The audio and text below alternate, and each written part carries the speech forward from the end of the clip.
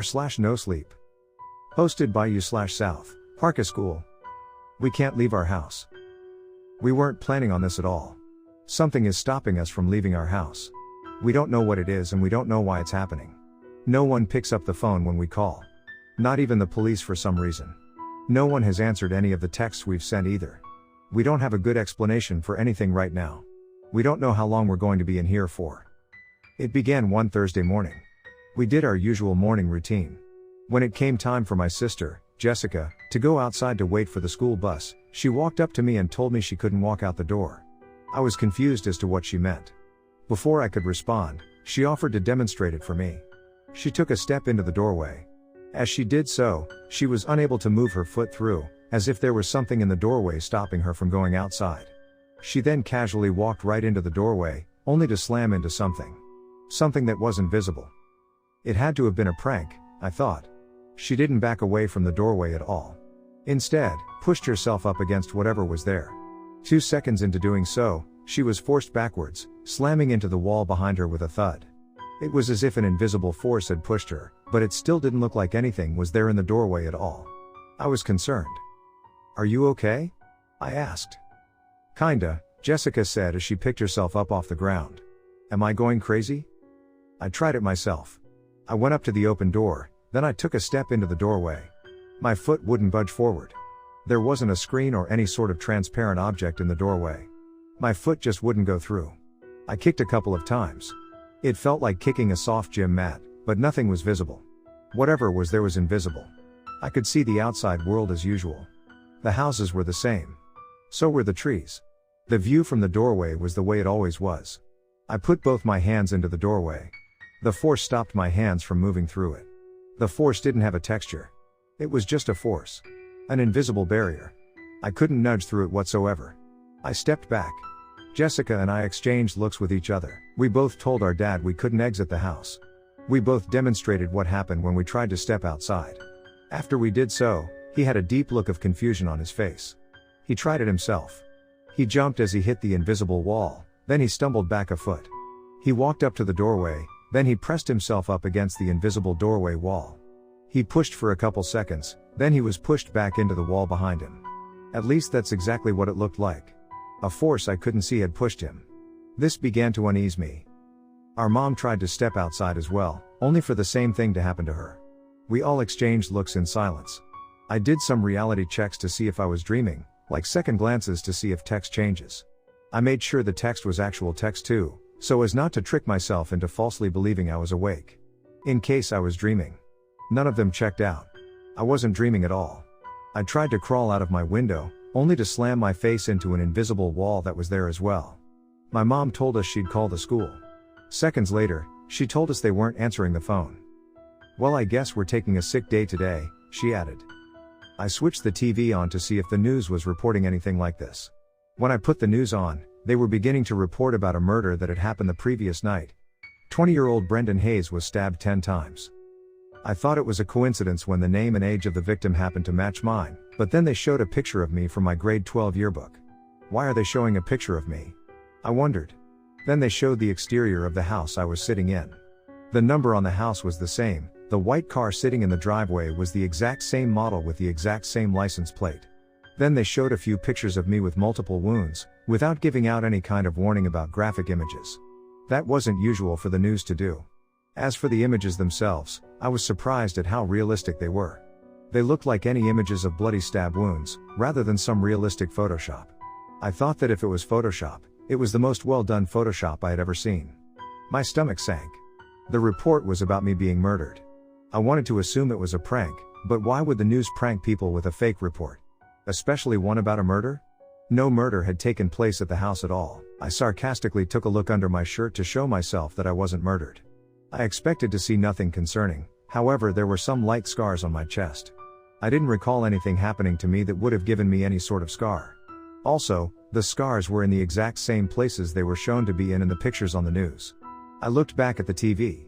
The reporter was reporting live outside the house. Police tape was wrapped around the perimeter. I looked out the window and saw no news crew or police tape anywhere. I called out for my sister, Jessica. "Jessica." "What?" she shouted. "I'm on the news," I said. They're saying I was murdered.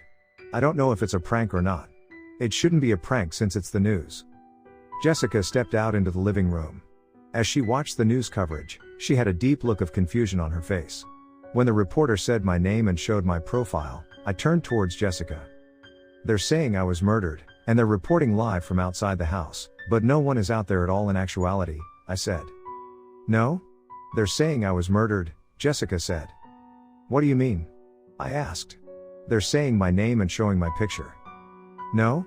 They're showing my name and picture, she said. What are you doing? What is this? I don't know what you mean, I said. I don't know what this is about. It's just saying I've been murdered. I don't know why. She had a deep look of confusion on her face as she stared at the TV. I stared back at the TV, watching the reporter talk about my murder. He showed multiple images of my dead body. Pale and cut up. A pit of nausea formed in my stomach. It began to feel like a slideshow, rather than a news report. A pit of dread formed in my stomach. Even though it wasn't real, it was still clearly directed towards me. I began to wonder if it was a warning. I didn't want to know, so I reached for the remote to turn the TV off. As I did so, Jessica picked the remote up. With a look of disgust on her face, she turned the TV off. What? Why? Who's doing this? Why are they saying I'm dead? She asked. I have no idea, I said. Jessica stepped out of the living room. It was weird. It was as if the reports were directed at us. On top of that, we each saw the report differently. I was confused as to how. I wanted to take a picture of the part of the news report where my picture was shown, then have someone look at it. I wasn't going to press Jessica about it, so I asked my dad instead. I turned the TV back on. The reporter was still reporting live outside the house. Once my dad walked in, I asked him to tell me what he saw on the TV. Our house? He asked. Or a house that looks like ours. No, wait, the number and the ornaments are the same. I waited for what I assumed would be a detailed dive into a murder that didn't seem to have happened. I looked at his face as he watched the coverage. He adopted a look of confusion. Me? Is this some sort of prank? He asked. I went cold. This wasn't normal at all. I held my phone up to the TV screen. Once they showed my picture again, I snapped a picture. The picture wasn't what I expected it to be. In the photo I took, the picture on the news looked like 4 different pictures collaged into one. But that wasn't all. The time shown was random symbols. The traffic camera on the bottom right was a glitched out mess, although I could see a face with an intense stare peeking through it. Chills ran straight down my spine. The weirdest thing though was the headline on the bottom left was a random sequence of numbers, rather than a worded headline. I typed the numbers up in case they weren't as random as they seemed. They had somewhat of a pattern to them. Also, they showed up in the picture, but not in real life. 44 11 63 79 60 18 44 11 52 79 11 05 43 98 93 79 45 86. The picture was very different from what I expected it to be. I looked at the TV screen in real life. The report about me was still going as normal. No glitchiness, no numbers, no face. I showed the picture to my dad. He told me it looked like I put it through a filter. I insisted I didn't. He didn't respond. He stared at the TV in silence. I was almost frozen with an overwhelming feeling of dread. How was this happening? Why are these reports directed at us? Are they a warning? My dad sat down on the chair. He continued to stare at the news. A couple of hours later, I stepped back out into the living room. Dad was still staring at the news. Although I noticed he didn't seem to be moving at all. No light movement, not even any light breathing. Although, I could hear his heart pounding. It was pounding in an irregular pattern. I asked him if he was okay, but he didn't open his mouth or even bat an eye. The next morning, I decided to try to leave again. When I neared the door, Jessica was standing in front of it. The door was boarded up. She asked me if I knew when it had happened. I told her I didn't know. I couldn't recall hearing anyone hammering nails into anything since the last time I noticed the door. As I wondered, I stepped into the living room. Dad was still staring at the news. The news was still reporting about me having been murdered. I started to feel concerned about Dad. He was sitting in the exact same spot he was sitting in on day one. I never heard him moving or speaking at all since then either. I went back into my room to take my mind off of the whole ordeal. An hour later, Jessica asked me if my phone was working. The time on my phone is frozen, and I'm not seeing anything new anywhere on the internet. No one is responding to my messages either, she said. I checked the time on my phone. It was 9:04 a.m. I checked Instagram, Twitter, then certain subreddits. All the posts were from before 3 a.m. I went to popular subreddits, then I sorted by new. The newest posts were all from before 3 a.m. Of course, the websites were still about to load. I was still able to open posts without getting an offline message. I double-checked the Wi-Fi. It was working fine, according to the phone. I chalked it up to a glitch I didn't understand, as to save myself from getting the creeps thinking it had to do with whatever was happening outside my room. On day 3, it was the same routine. In bed all day, looking at stuff on my phone. No new posts were showing up since the previous morning, but at least I had the old ones, I thought. My dad continued to stare at the news. That day, it was reporting about people I had never heard of before having been murdered in the same way I supposedly was. The reporter was still standing outside my house, reporting live. However, every part of him below his head was frozen. The creases in his suit were still, he wasn't gesturing with his hands, but his head still moved as if he was gesturing. It was all unnatural. Background movements, such as trees swaying in the wind, were happening just fine. Later in the day, the reporter's head was frozen as well. Only his lips were moving as he spoke. The trees behind him continued to sway in the wind as normal. Something was up with the reporter. It was uncanny the way he just stood there, frozen, looking like he was frozen in time, yet his lips still moved. On day 9, I walked out of my room in the clothes I had been wearing for a couple of days. Before I could begin to walk down the hallway, Jessica stormed past me. She looked just as frustrated with this whole trap situation as I was. "Follow me," she said. Jessica stormed into her room. I followed her. "What happened?" I asked. "Everything is too weird now and I can't take it anymore. I'm going to climb out of the damn window no matter what," she said. She opened her window. She pulled herself up onto the windowsill, then she stuck her head outside. "Hey," she yelled. Jessica continued to lean out of the window. As she did so, she stopped moving. She leaned forward a tiny bit more, then she pushed herself backwards, landing on her floor with a soft thud. She crawled back from the window, until she was sitting beside where I was standing. She stared into my eyes with a look of shock. Her face was pale white. It in turn gave me chills. "It's over," she said. "This whole thing?" I asked. "No," she said. Her breaths quickened, getting louder each time. Tears began to run down her face. My fear turned into anger. I walked up to the window, climbed up onto the windowsill, then I poked my head outside. I took a look around for anything off. No trees were missing, no houses looked different all of a sudden. Everything was normal. But then, I felt a tightness in my head. A flash, which felt like a memory, of me walking down a trail on an island. Heavy rain was pouring down. To my left, a canoe-sized poisonous centipede sat on the edge of the trail. Someone had told me it was poisonous, but I couldn't pinpoint who. Nausea formed in my stomach as I observed it. I thought it was impossible for any insect to be the size of a canoe. I walked up the trail. As I strolled, a silhouette formed in the fog meters in front of me. As I got closer, his head came into view. It was just a clump of wires. 5 cords popped up from his head. My heart rate sped up.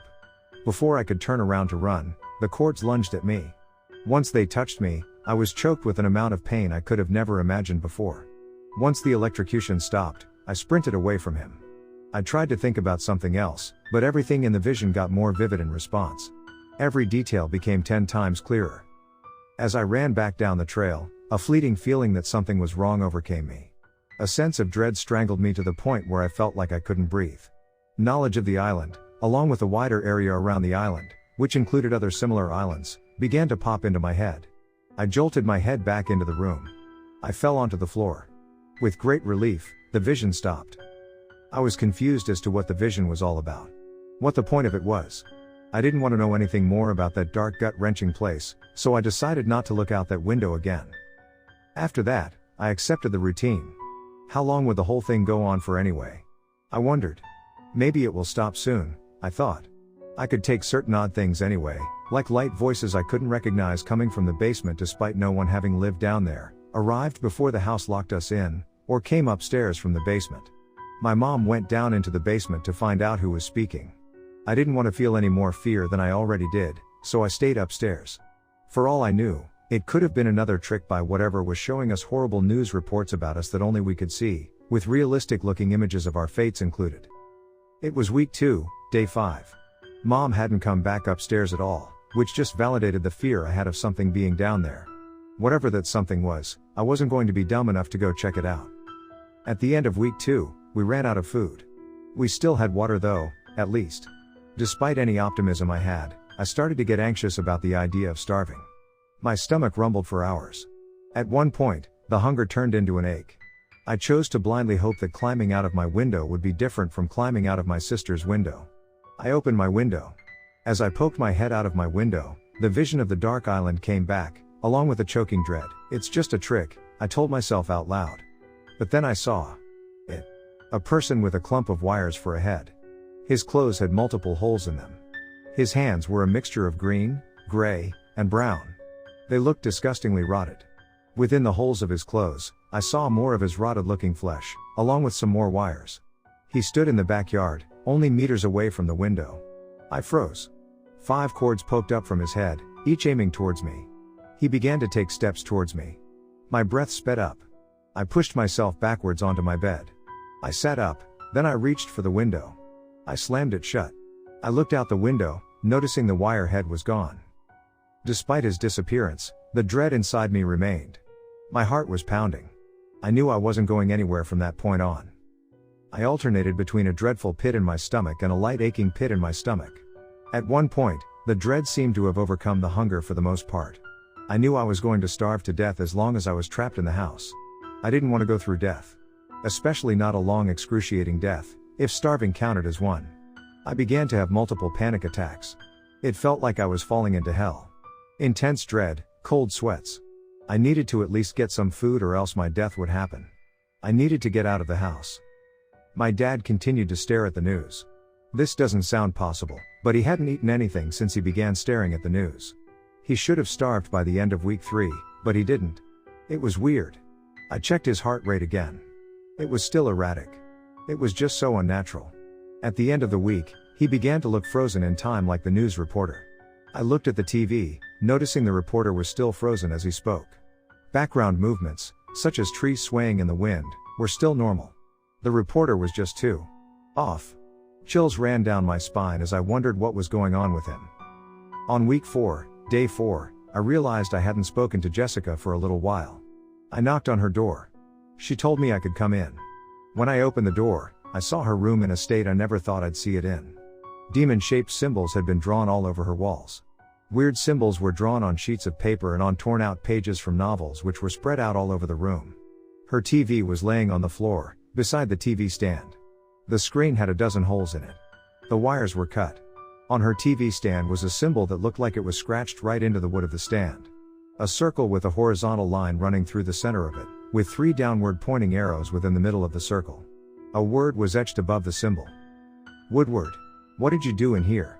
I asked. I'm going to accept this situation. You should too. We're the ones who won't get out, Jessica said. That didn't sound like something I could accept, however. What's Woodward? I asked. He's a person. His last name is Woodward. I keep having flashes of him, Jessica said. Do you know who he is? I asked. No, the flashes feel like vague memories. Some of the memories pop up for a couple seconds, but then they disappear and I can't recall them, Jessica said. You got his last name though, I said. At least, Jessica said. I was confused as to whether or not she was being serious. It looked like she was performing a satanic ritual in her room. I kinda thought she was being sarcastic, but it went on for a couple more weeks, which was enough time for me to worry. My boredom intensified throughout week 5 as I began to lose hope that whatever was keeping us in the house would ever let us go. My friends hadn't responded to any of my messages since day 2. Every time I tried to talk to Jessica about anything fun, she would stare at one of the symbols she drew, without responding to me at all. At the end of week 9, I was almost convinced I was dead. My hunger disappeared during week 4 as my dread continued to linger. By week 7, I rationalized it as dread and nausea having distracted me from my hunger. I was still confused though. We can go 20 to 60 days without eating before we starve. At the end of week 9, I had gone 77 days without food. It wasn't possible at all. I should have had some serious medical issues by then at best. I wasn't dead at all. I didn't even feel dead. My body just felt neutral. If that makes sense. Week 9, day 3. I took a look at the news again. It was the last time I was planning to look at whatever was on there. The live report was still going, but the reporter was gone. The house visible in the background during the report was on fire. Flames engulfed the entire building. I watched, weirded out as my home burned down. Of course, it wasn't actually happening. I was in my home, which wasn't burning at all. But since the news reports were different for whoever watched them, I had the feeling it was some kind of warning. That the video footage was directed at me. The pit in my stomach remained. An echoing booming noise came from somewhere off camera, then the TV switched off. My dad grunted. I still had no idea what was going on with him. I could faintly hear his heart beating erratically from a meter away. His Vaughn were visible, somehow moving around in a swaying motion. Looking into his eyes filled me with dread. It was like looking into a void filled with endless rage. With how weird this whole being trapped situation has been, I began to believe demons were real. Dad stood up. "It's time to go down," he said. He walked into the kitchen. I didn't know what that meant. I didn't want to stand there to find out immediately though. I decided to go back to my room. As I took steps down the hallway, all the lights in the house turned red. I looked back into the living room. Outside the living room window was a white void. It was empty. It looked like it went on for miles and was a close-up wall at the same time. It seemed as if I was outside of time. That's the best I can describe it. As I stared at the void, I heard quick erratic footsteps racing around in the kitchen. Before I could get a good look at what was going on, my dad stepped right out of the kitchen. His eyes were 10 times more intense. His veins were all jet black. I froze. The adrenaline inside me started to go up. My dad didn't look like my dad anymore. He walked over to the basement door. He pulled the door open and slammed it to the side. It seemed like it was about to break. He then grabbed me by the shoulders and pushed me towards the stairs. I gripped the railing to stop myself from tumbling down into the basement. Dad walked out of the kitchen. Seconds later, Jessica Sped walked into the stairway, nodding her head on the way. Dad caught up to her. He shut the door, then he locked it. My heart was pounding. I stared at the door for a minute. Jessica walked down to the basement while frustration built up inside me. This is stupid, I thought. This is weird. None of this should be happening. I punched the door. I wanted to break it down. I knew it wouldn't be easy though. I turned around and stepped down into the basement. When I got to the bottom of the stairs, I noticed 3 unfamiliar people were sitting up against the wall in front of me. The one on the left looked to be in their 90s, the one in the middle looked to be in their 70s, and the one on the right looked somewhere above 100. I'm taking a guess to describe him anyway. He looked older than anyone I had ever seen.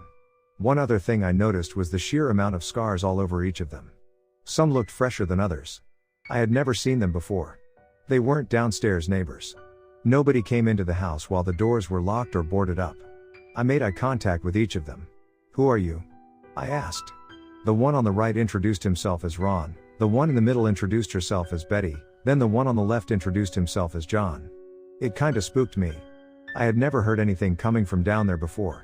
I wondered how there had been people down in the basement the whole time without anyone noticing.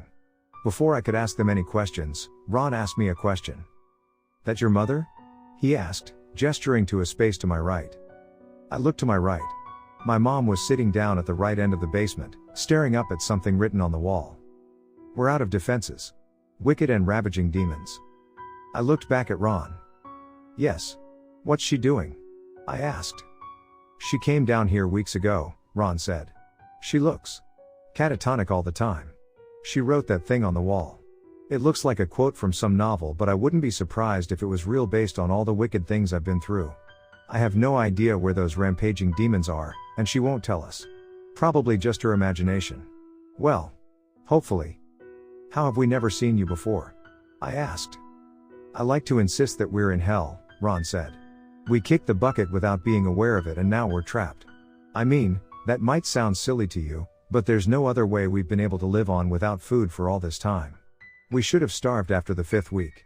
We haven't eaten anything since the 2nd week." "We're not in hell," Betty said. "We're probably just in a space. A different one than the one we're used to." My stomach sank.